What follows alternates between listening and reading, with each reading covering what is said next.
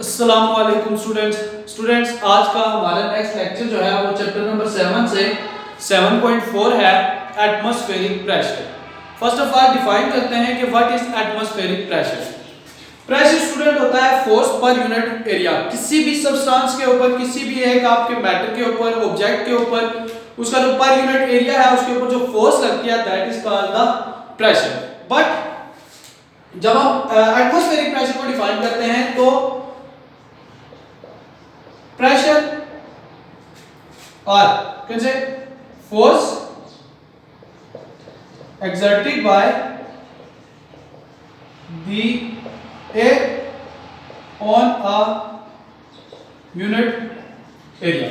किसी भी unit area के ऊपर, किसी सरफेस के यूनिट एरिया के ऊपर हवा की वजह से जो प्रेशर होता है, जो हवा प्रेशर जब फोर्स लगाती है that is called the atmospheric pressure। The air exerts pressure on our body and on everything around us and is known as the atmospheric pressure। जो प्रेशर हवा की वजह से हमारे जिस्म पे लगता है, हमारे आसपास जो सारी चीजें हैं वहां पे लगता है, उसको हम कहते हैं एटमॉस्फेरिक प्रेशर। स्टूडेंट याद रखेंगे हम लोग जो है वो हर वक्त हवा के एक समंदर में रह रहे हैं, तो जाहिर है समंदर के अंदर क्या होता है कि पानी हर चीज के ऊपर क्या करता है, प्रेशर लगाता है। तो सेम उसी तरह से हवा भी जो है उसमें मौजूद हर आसपास उसकी जो चीज है वहां पे क्या करती है, एक प्रेशर एक्सर्ट करती है और that pressure is called the atmospheric pressure. Student atmospheric pressure को मेजर करने के लिए एक डिवाइस यूज की जाती है, काला यूज किया जाता है जिसको कि हम बैरोमीटर कहते हैं। ये उसकी एक मैंने स्केच ड्रा किया है, तो इसको हम डिफाइन करेंगे। बेसिकली स्केच जो है वो है क्या, इस स्केच के अंदर देखेंगे स्टूडेंट्स तो फर्स्ट ऑफ ऑल हम देखते हैं बैरोमीटर जो है वो है क्या चीज। तो barometer a simple mercury barometer, ये जो होता है वो मरकरी से, मरकरी एक लिक्विड है तो मरकरी का जो है वो बना होता है, ये मरकरी इसके अंदर यूज होता है as a liquid.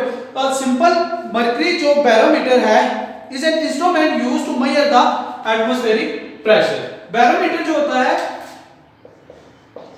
Barometer is used to measure the atmospheric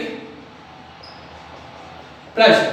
तो एटमॉस्फेरिक प्रेशर को मेजर करने के लिए जो डिवाइस यूज होती है that device is called the mercury barometer. और इसकी जो है वो स्टूडेंट्स हम देखते हैं कि कंस्ट्रक्शन क्या है।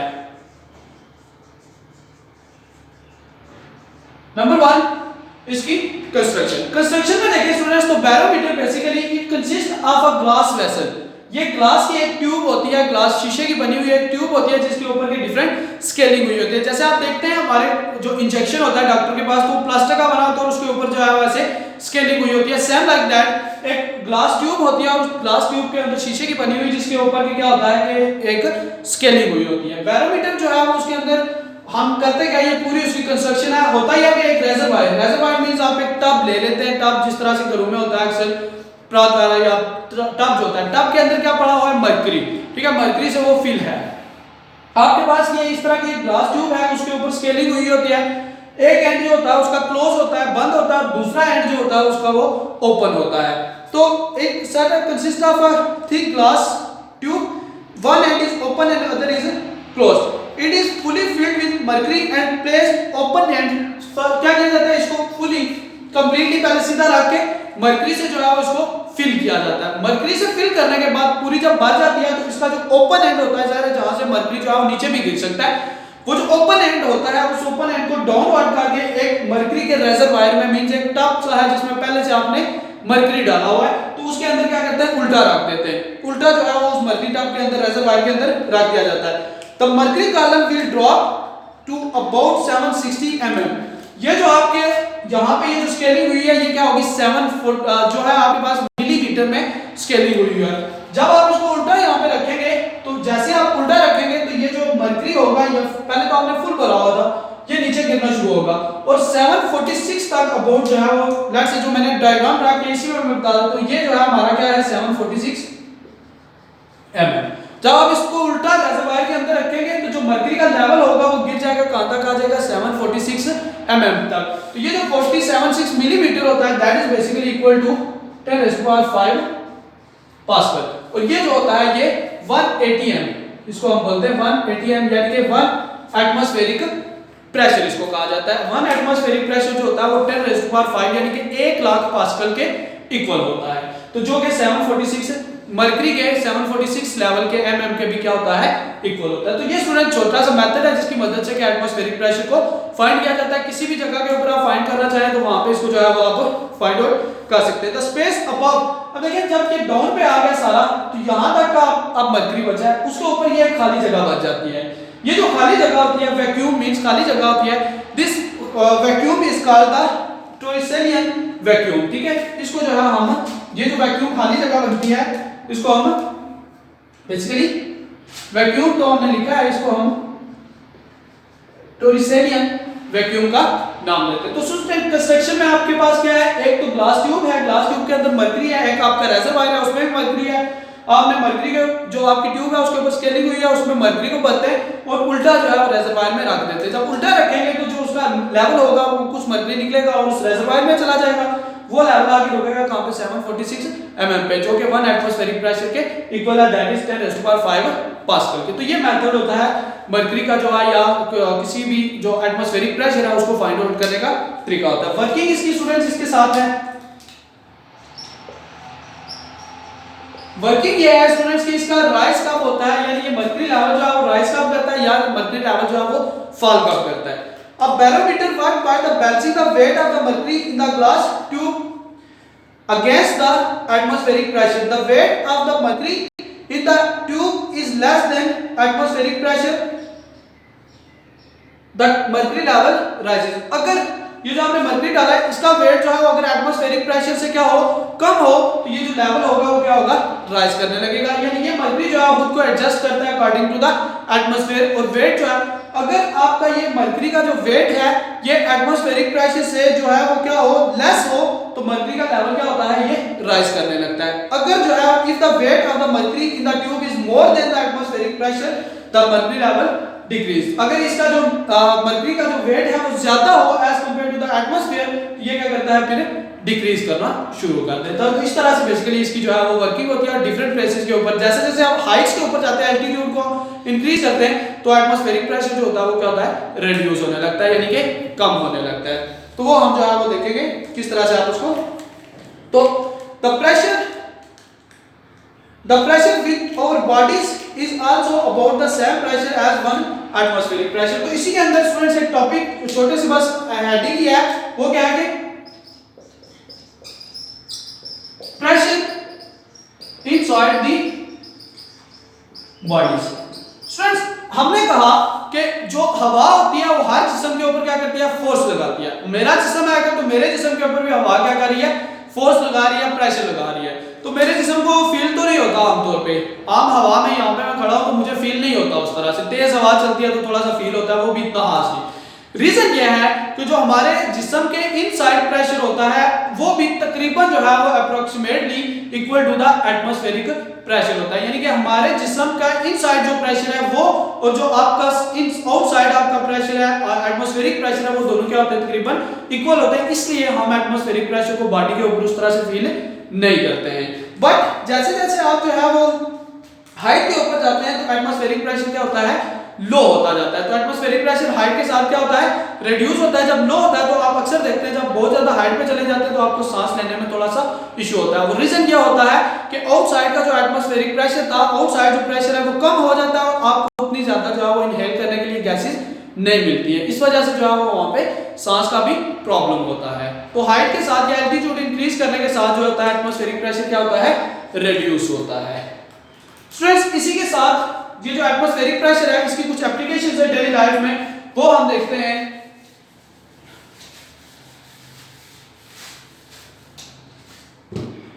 यूजेस ऑफ एटमॉस्फेरिक प्रेशर, इसके हम जो है वो यूजेस अगर देखें तो नंबर 1 जो है आपका स्टूडेंट्स वो है, number 1 sucking by through a straw. अक्सर देखते हैं स्ट्रॉ को यूज करते हैं, स्ट्रॉ को यूज करके जो है वो हम जो पानी वगैरह या जो हमारे ड्रिंक्स वगैरह होते हैं उनको क्या करते हैं, इनसाइड इनहेल करते हैं या सक करते हैं। वो स्टूडेंट्स एक पॉइंट याद रखेंगे, तो हमेशा जो हवा होती है या कोई भी चीज है वो हमेशा हाई से लो प्रेशर की तरफ क्या होती है, मूव करती है। अब देखिए होता यह है कि हमारे लंग्स होते हैं, लंग्स के अंदर हवा जो है वो 1 atm है, यानी कि 1 एटमॉस्फेरिक प्रेशर है वहां पे हवा का। आउटसाइड में जो सारा प्रेशर है, जो लिक्विड आप जिसको पीना चाह रहे हैं उसके सरफेस के ऊपर जो प्रेशर है वो भी कितना है, 1 atm, एक दोनों का क्या है, बिल्कुल इक्वल है। बट जब आप क्या करते हैं, इनहेल करते हैं, सांस अंदर की तरफ खींचते हैं, आपका क्या होता है कि जो वो लंग्स होते हैं आपके, वो क्या करते हैं, इंक्रीज हो जाते हैं। मींस आपके पास पहले लेट से इतना सा लंग था, जब इसके अंदर प्रेशर आवाज होती है वो कितनी थी, 1 atm थी। अब वो लंग्स जब आप इनहेल करते हैं तो लंग्स आपका क्या क्या फूलता है, वो अब हो गया यहां तक, और हवा अभी भी कितनी है इसके अंदर, 1 atm ही है। तो इसमें क्या होगा, बहुत सारी यहाँ पे जो है वो खाली जगह आ जाएगी, जहां पे कि अभी मजीद प्रेशर। लेकिन जो आपने वाटर, जिस लिक्विड को आप पीना चाह रहे हैं, उस लिक्विड के ऊपर जहां पे स्ट्रॉ लगाई है वहां पे प्रेशर अभी भी क्या है, 1 atm है। लेकिन यहाँ पे वो प्रेशर क्या होगा, अब डिक्रीज होगा। वो 1 atm जब यहाँ डिवाइड होना शुरू होगा तो 1 atm क्या होगा, डिक्रीज हो जाएगा। साइज इंक्रीज होने से प्रेशर, वॉल्यूम जब इंक्रीज होता है तो प्रेशर क्या होता है, डिक्रीज हो जाता है। तो वॉल्यूम इंक्रीज होने से प्रेशर डिक्रीज होगा, बाहर का प्रेशर ज्यादा है तो हाई प्रेशर से जो चीज है वो क्या, यानी यहां से लिक्विड जो है वो कहां पे मूव करना चाहेगा, लंग्स की तरफ, यानी हमारे माउथ की तरफ आएगा। तो यहां इस तरह से बेसिकली मैकेनिज्म होता है जिसमें कि सकिंग थ्रू लंग्स, स्ट्रॉ क्या होती है, जब आप क्या इनसाइड इनहेल करते हैं तो अंदर जो आपका लंग्स होते हैं उनका वॉल्यूम इंक्रीज होता है तो प्रेशर क्या होता है, डिक्रीज हो जाता है। इसका मतलब मुंह का जो प्रेशर होगा वो भी क्या होगा, डिक्रीज होगा। लिक्विड का प्रेशर ज्यादा होता है इसलिए वो हाई प्रेशर से किधर मूव कर जाता है, लो प्रेशर की तरफ। नंबर 2 एप्लीकेशन स्टूडेंट्स इसकी वो है रबर सर्कल।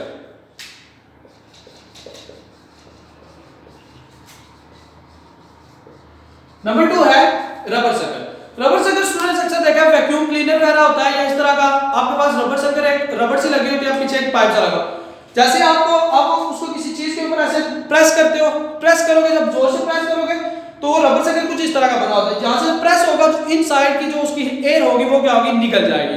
मींस अंदर की तरफ रबर के अंदर जो उसका प्रेशर होगा हवा का वो क्या होगा, कम हो जाएगा। लेकिन बाहर की तरफ प्रेशर अभी भी एटमॉस्फेरिक प्रेशर ही है, तो वो वहां से क्या होता है कि अंदर का प्रेशर कम हो जाता है, बाहर का प्रेशर ज्यादा होकर उसको क्या करता है, उस चीज के ऊपर सक कर, मतलब आपकी वो रबर जो है वहां पे लग जाती है, देन आप उसको उठा लेते हैं। अक्सर जो हमारे टेबल्स वगैरह होते हैं, टेबल्स आजकल जो होते हैं शीशे के, उनके कोने के ऊपर एक छोटा सा रबर सर्कल लगा होता है, जैसे ही उसके ऊपर रखे अंदर से प्रेशर कम होता है, बाहर का ज्यादा होता है, वो वहां पे क्या होता है, लग जाती है बाकी रबर, वो हिलता नहीं है ग्लास वगैरह। फिर आप अगर आप उसको उठाना चाहें तो थोड़ा सा जोर लगाना पड़ता है। तो बेसिकली ये रबर सर्कल जो होता है इसके ऊपर भी क्या होता है, इसमें भी क्या होता है, एटमॉस्फेरिक प्रेशर की वजह से ये किसी जगह के ऊपर लगा रहता है। नंबर 3 स्टूडेंट्स इसकी एप्लीकेशन है रबर सर्कल के बाद, that is siphon.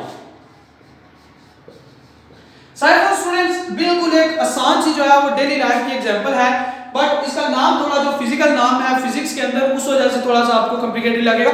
Siphon basically क्या है स्टूडेंट्स, कई दफा आप देखते हो कि कार वगैरह आपकी या कोई आपके घर में एक टैंकी है जो कि छत के ऊपर पड़ी हुई है, वहां से आपने पानी जो है वो नीचे लाना है, तो कोई उसके ऊपर आपकी कोई जो है वो नल वगैरह नहीं लगा हुआ, कुछ भी नहीं है। आप क्या करते हैं, एक पाइप को लेते हैं, पाइप को पूरा पानी से भर दें, एक लंबा सा पाइप लें, उसको पानी से भरें, ऊपर जो टैंकर है उसके अंदर रख दें। मींस आप ये कह सकते हैं आपके पास 2 टैंकर हैं, ये ए है और यहां पे एक टैंकर है दैट इज बी। आप क्या करते हैं, पानी इस टैंकर में पानी है, आप क्या करते हैं, एक पाइप को भरते हैं, पाइप भरने के बाद उस पाइप को यहां टैंकर ए से टैंकर बी में जोड़ देते हैं। जैसे आप छोड़ेंगे यहां से पानी जो है वो नीचे आना बहुत शुरू हो जाएगा। रीजन क्या है, यहां पे एक तो पानी था, प्रेशर की वजह जो इसका एटमॉस्फेरिक प्रेशर यहां पे भी और यहां पे भी दोनों का था।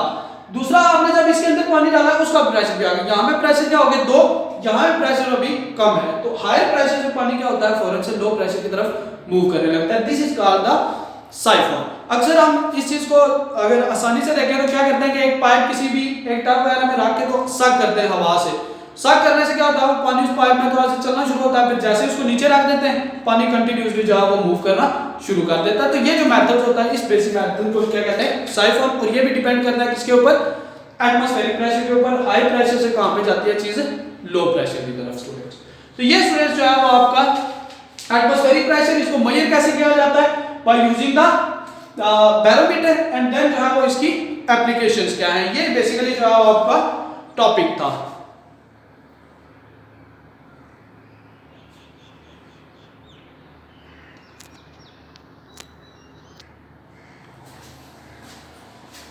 जी तो स्टूडेंट्स नेक्स्ट इसी के साथ हमारे पास 7.5 है, that is Pascal's law.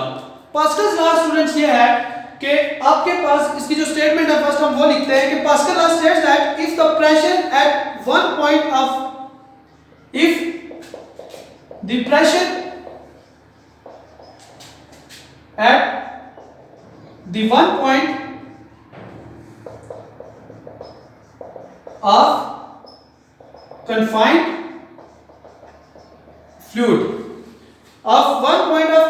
fluid is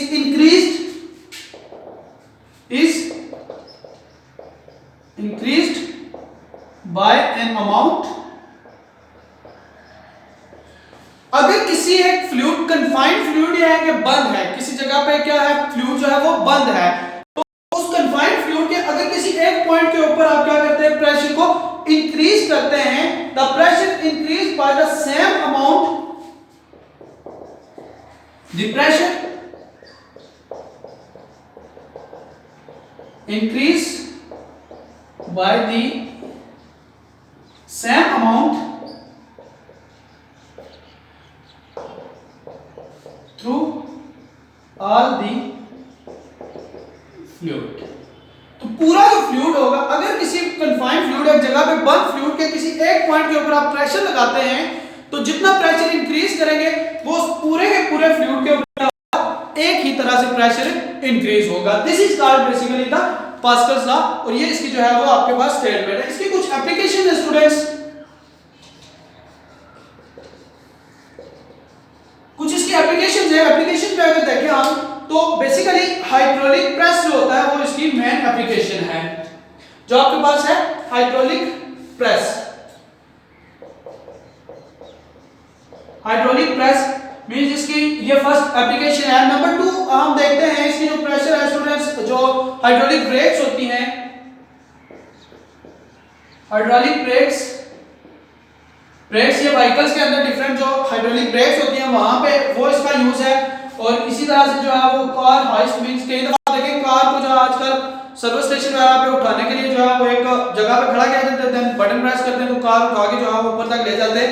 वो बेसिकली जो है वो आपका कार हाइस्ट होती है, वो भी किसके ऊपर काम करती है, इसी पास्कल्स लॉ के स्टेटमेंट के ऊपर या पास्कल्स लॉ के ऊपर वो काम करते हैं। ठीक है स्टूडेंट्स, तो ये बेसिकली जो है वो इसके स्टेटमेंट और प्लस इसके साथ इसकी कुछ एप्लीकेशंस है। तो स्टूडेंट्स इसकी जो कंस्ट्रक्शन है वो हम अगर देखें तो हमारे पास क्या है कि ये एक फ्लूइड है जो कि एक कंटेनर कंप्रेस कंटेनर दो तरह के, एक ये साइड है इसकी और एक ये, यहाँ पे ये सारे का सारा जो है फ्लूइड से भरा हुआ है, ये इसका एक पिस्टन लगा हुआ है, एक पिस्टन ये है और एक जो है ये, दोनों साइड्स के ऊपर क्या है इसके कुछ दोनों साइड पे क्या है पिस्टन्स लगे हुए हैं।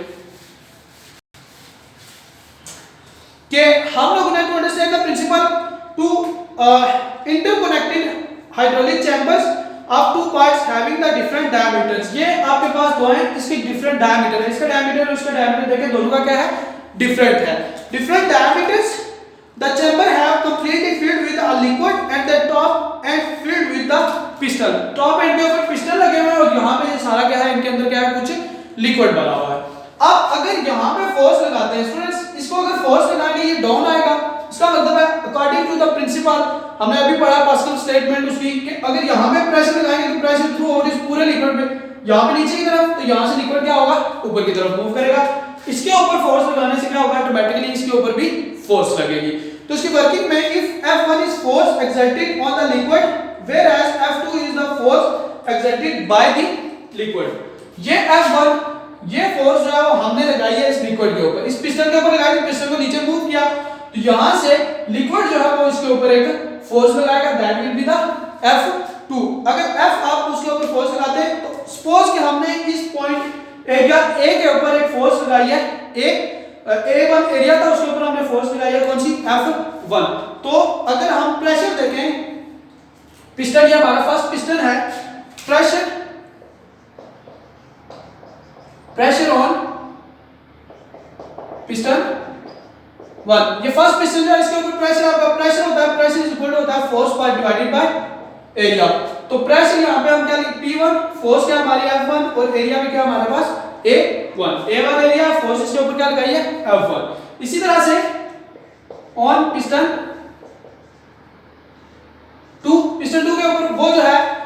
एरिया A2 और फोर्स क्या है F2, तो P2 is equal to F2 over A2। ये दोनों के ऊपर आपके पास क्या है, इस पिस्टन के ऊपर प्रेशर होता है फोर्स पर यूनिट एरिया, तो force divided by area. Force F1 थी, एरिया A1 था। फोर्स F2 थी और एरिया क्या था A2, तो फोर्स बाय एरिया जो है हमने प्रेशर इसका फाइंड कर लिया। As A2 cross sectional area of the piston and F2 हमारे पास जो है वो A2 इसका क्रॉस सेक्शनल एरिया था और जो फोर्स थे उसकी मदद से हमने इसको भी ड्राइव किया। स्टूडेंट्स बात ये है, हमने पहले कहा कि यहाँ पे जो प्रेशर लगेगा वो और जो यहाँ पे प्रेशर लगेगा वो दोनों क्या होंगे, equal. Of course throughout the liquid जो है प्रेशर क्या होगा, सेम रहेगा। तो according to Pascal's law, Pascal's law के अकॉर्डिंग ये है कि P1 जो है हमारे पास किसके इक्वल होगा, P2 के, क्योंकि हमने कहा कि दोनों प्रेशर जो होंगे through out the liquid pressure क्या रहेगा, हमेशा सेम रहेगा। तो इसका मतलब है F1 over A1 is equal to F2 over A2। अगर हम इसके ऊपर जो फोर्स जो हमने लगाई थी वो तो हमें नाउन है कि कितनी फोर्स लगाई थी। F2 को अगर हम फाइंड करना चाहें तो यहां से F2 is equal to A2 तो क्रॉस मल्टीप्लाई हो जाएगा A2 over A1 into F1। तो यहां से जो है स्टूडेंट्स आप F2 फोर्स को भी फाइंड कर सकते हैं। F2 जो है बेसिकली अगर हम ये कहें कि एरिया A1 और A2 इक्वल हैं तो इसका मतलब है फोर्सेस भी हमारी क्या होंगी, इक्वल। हालांकि ये इक्वल है नहीं, ये एरिया बड़ा है, ये आप एरिया के स्मॉल f फिगर से देख सकते हैं। तो अगर यहां से फाइंड आउट करना चाहें तो F2 is equal to A2 over A1। A1 जो है वो देखिए क्या है, ग्रेटर देन A2। इसका मतलब है कि A2 ओवर A1, तो ये F1 जो है हमेशा F2 से क्या होगी, लेस ही होगी। ठीक है, तो उसको भी हम देखेंगे कि किस तरह से हम इसको F2 को अगर हम फाइंड करते हैं तो कुछ ना कुछ जो है वो उससे क्या आएगी वैल्यूज। तो कहता है कि depending on the ratio of A2 और A1 the force F2 can be made as large as possible, hence a relatively small effect can be used to lift a much larger load. तो ये होता है कि इसकी मदद से depend करता है A2 और A1 की रेशियो के ऊपर चेंज करके हम F1 को जितना चाहे F2 को क्या कर सकते हैं, इंक्रीज कर सकते हैं। हम यहाँ पे फोर्स लगाते हैं, इसका एरिया अगर हम कम करते जाते हैं तो फोर्स क्या होगी, ये वाली जो फोर्स इतनी ज्यादा हम फोर्स को इंक्रीज करते जाएंगे, मींस फोर्स F2 को हम क्या कर सकते हैं, depending upon the ratio of area increase कर सकते हैं। तो जितना इंक्रीज करेंगे उतना ही आसानी के साथ यहां से किसी भी चीज को हम ऊपर उठा सकते हैं। ठीक है, तो ये बेसिकली था हमारे पास जो है पास्कल्स लॉ।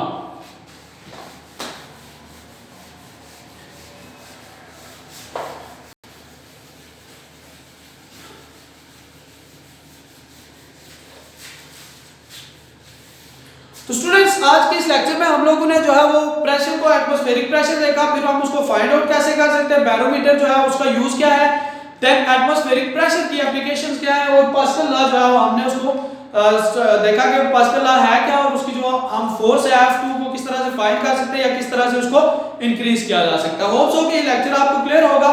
अगर इससे रिलेटेड आपके पास कोई क्वेश्चन है तो आप कमेंट सेक्शन में जरूर कीजिए, इंशाल्लाह I will answer your questions. Thank you so much.